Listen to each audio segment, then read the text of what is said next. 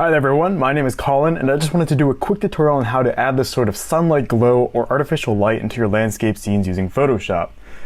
This is something I've been asked about a couple of times through direct message on Instagram, and I just wanted to cover it really quickly because it's so quick and super easy to dial in where exactly the effect is applied. What you're looking at is a drone image of Midtown Atlanta that I took during sunrise. I've already done quite a bit of post-processing on this image, as you can see by my many adjustment layers. My first layer in this file is actually the raw image, which will display on its own if I hold Alt or Option if you're on Mac and click on it. And that will turn off every other layer in the file.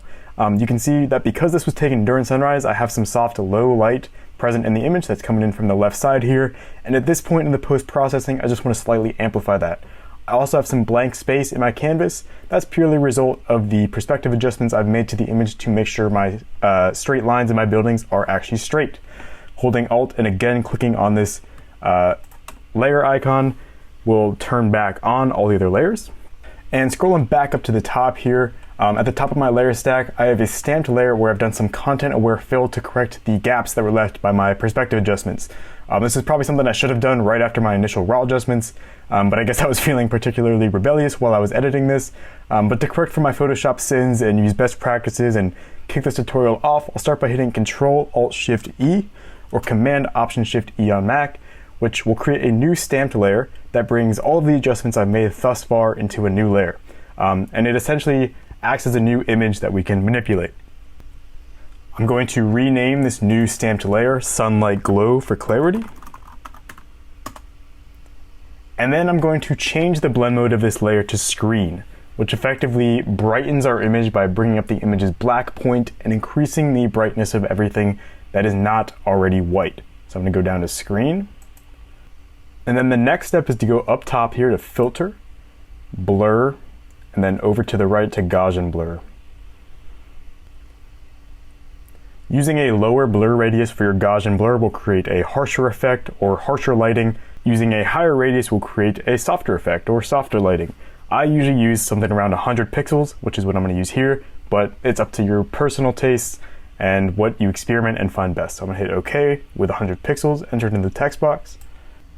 And you can see now between our blend mode set to screen and our Gaussian blur applied, we have this really soft, bright image. Obviously it looks terrible. We don't want to apply the effect to the entire image and undo essentially everything that we've already done in post-processing. So to fix that, we're going to go down here and black out the effect and then selectively paint it in using white. So I'm going to hold down Alt and click on my layer mask icon down here in the bottom right. And with a black layer mask applied to the entire layer, it's essentially hidden from view. And then we'll use white to paint in or selectively choose where we want the effect to be applied. I could do this using a brush if I wanted to by hitting B on my keyboard and then painting it in, but that's not very clean and it doesn't create a very uniform effect. So instead, we're going to use our gradient tool by hitting G. And there's different gradients you can use. In this case, I'm going to use a radial gradient, which will allow us to uniformly apply the effect from one place. The radial gradient tool essentially allows us to click and drag to create the radius of a circle. And as we travel from the center of the circle to the circumference of the circle, the effect is becoming less concentrated. So the effect is most concentrated at the center of the circle. And because we're doing this on a black layer mask, we want to make sure we're painting from white to black.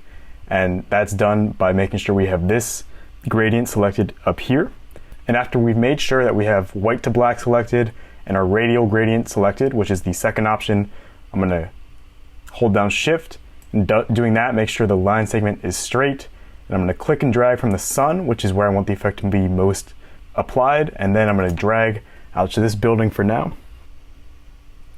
And now you can see our sunlight effect is most concentrated where we started our click, and it's least concentrated where we ended the click.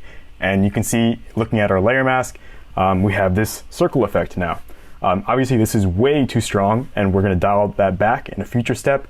This is also not exactly the shape I want. I want to minimize the effect on these shadows of these buildings down here and keep this part of the image darker so I can maintain the focal point of the image as these two buildings. So I want to manipulate the shape of our layer mask.